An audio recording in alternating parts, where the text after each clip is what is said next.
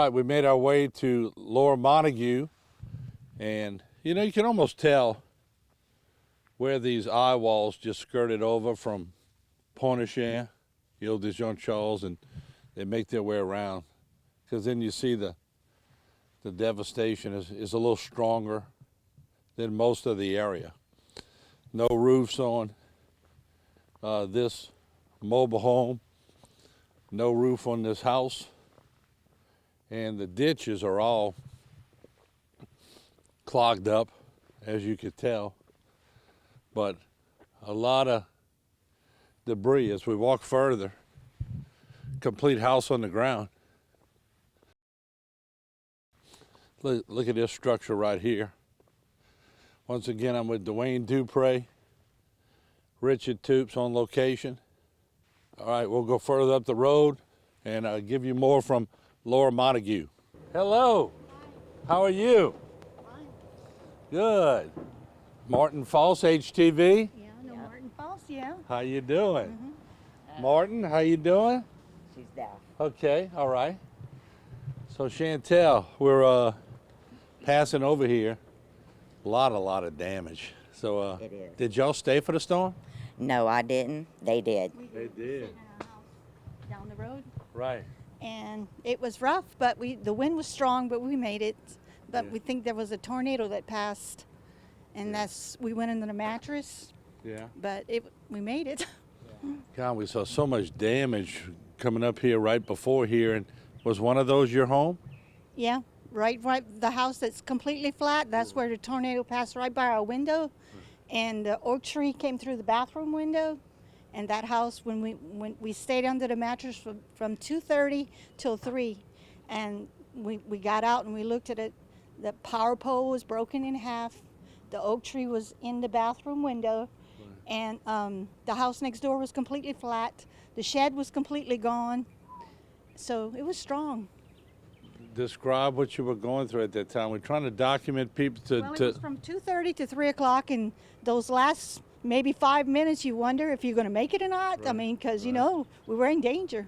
Yeah.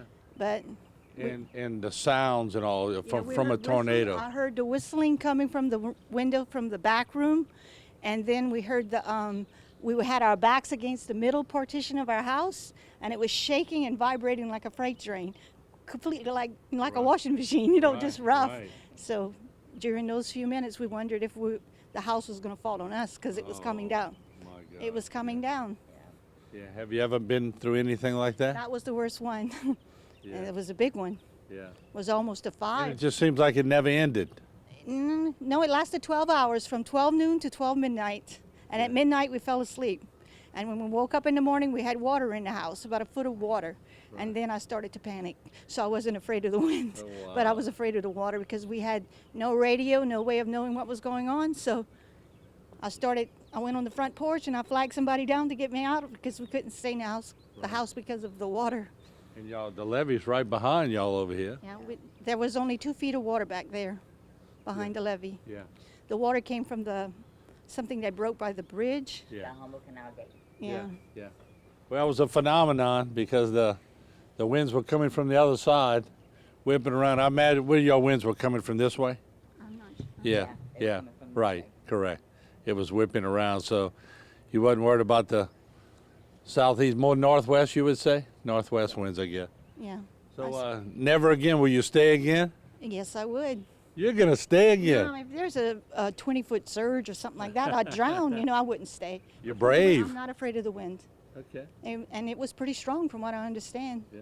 Because what happened is the power pole broke first, the front door flew open, and then the wall in the living room all the way to the kitchen. It was like watching a movie. And it split all the way from the living room to the kitchen from the top. And then the bottom came out about 2 feet this way, and it was flapping this way. The whole living room and kitchen wall, we were watching it. That was just before the tornado hit. And then, so we started praying at that point because we weren't sure if we were going to make it. And then we went under the mattress, and we stayed there 30 minutes.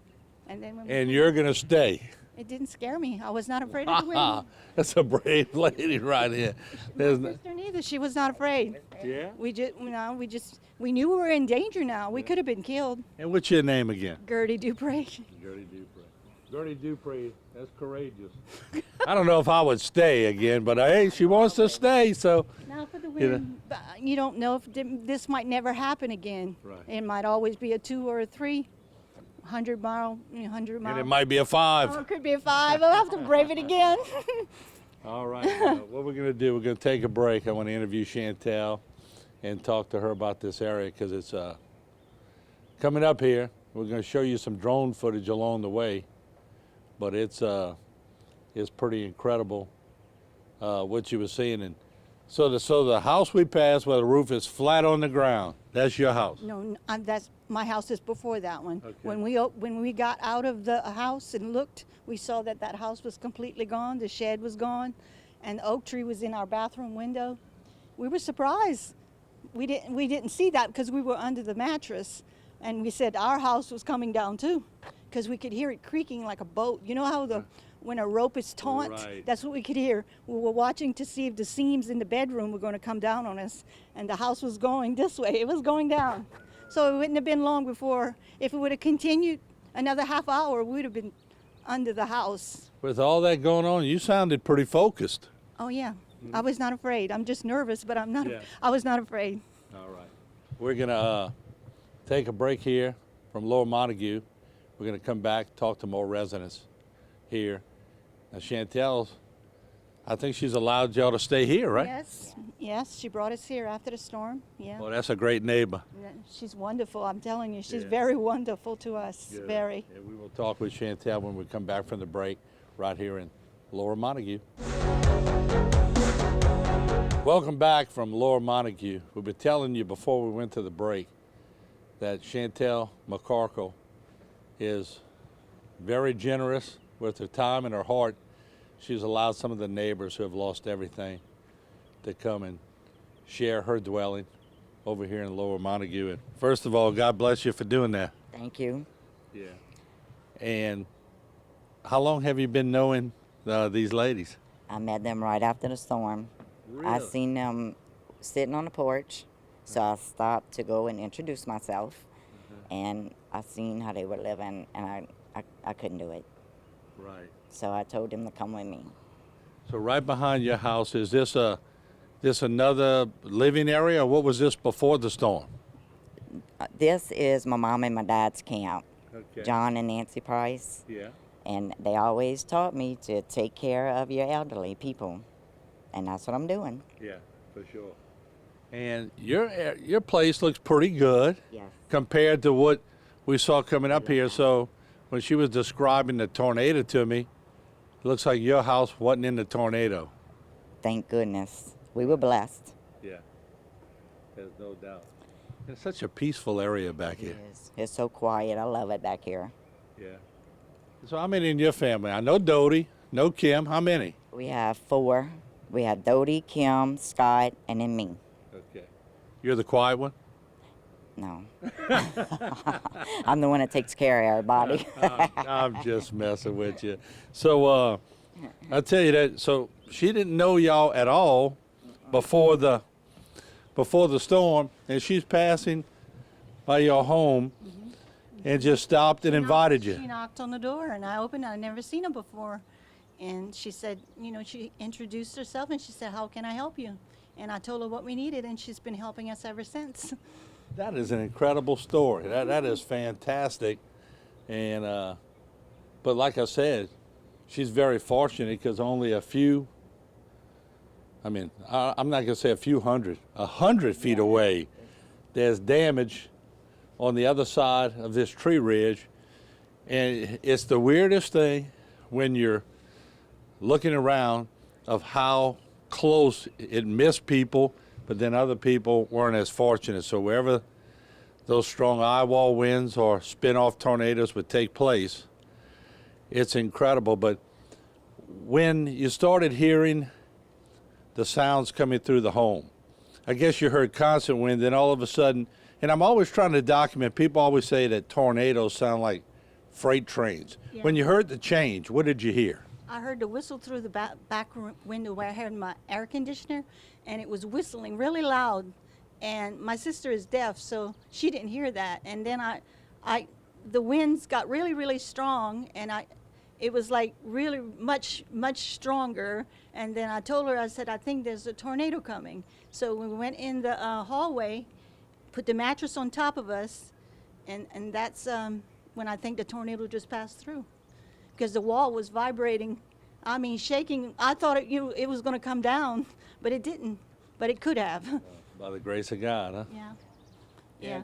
Is there any way to communicate with your sister, or? No, You talk to her. I can Yeah, talk to her. okay. What did Just you ask say? her, tell her to give us her thoughts on what she went through. Well, same thing as me. Okay, yeah. Same thing, huh? Okay. Yeah. Were Yeah.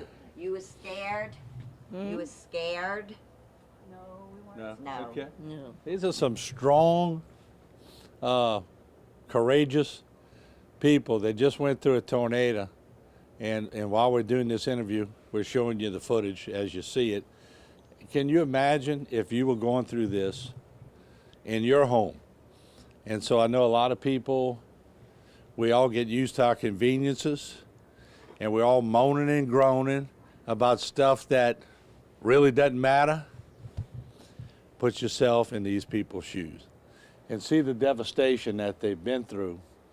And it's I don't know if I'd want to go through an F5, a Category 5, and then a tornado to top it off, because really You know, the 5 is a tornado when you they think call that about it. the finger of God. The finger of God, when it's really, way up there, like the tornado you just mentioned, the Yeah. highest one. Right. It's called the finger of God, and I think that's what I'm calling this. Wow. Because it's strong. It was very strong. Well, it's only by God's will, seeing that damage, that y'all are okay. Yeah. I mean, another few minutes, the house would have been on top of us. Now, I don't know if we would have survived. We were under a mattress. Depending how the house would have fallen, we could have crawled out. Maybe, maybe not. You don't know what the injuries would have been. So we at those last few minutes, you start thinking, well, is this going? Are we going to come out of this? Yeah. Now imagine what's going through your mind. Is this how it's going to end for me? Is this? Your mind's going through a lot, but you kept mentioning y'all were praying. Yes, we did pray before we went under the mattress. Yeah. I told my sister, I said, we have to pray because that's when everything started really picking up, Yeah. And so I said, let's pray. And then I said, I think there's a tornado coming. And then we went in the hallway and put the mattress on top of our heads. And that lasted 30 minutes, from 2:30 to 3 o'clock. At 3 o'clock, I got out. The front door was open. And I looked outside and I saw the house was completely down. I was so surprised. Well, if that was the finger of God, Chantell's an angel. Yes, She took care of y'all. I called her an angel because she just appeared on my porch. I said, you're an angel. Well, we're going to wrap things up here from Lower Montegut. We're going to go further down, but thank y'all for joining us. We appreciate it. Chantell, good job. Thank you. Way to take care of your neighbors. We appreciate that. And we're going to send it to a break. We'll be back from Lower Montegut. Stick around.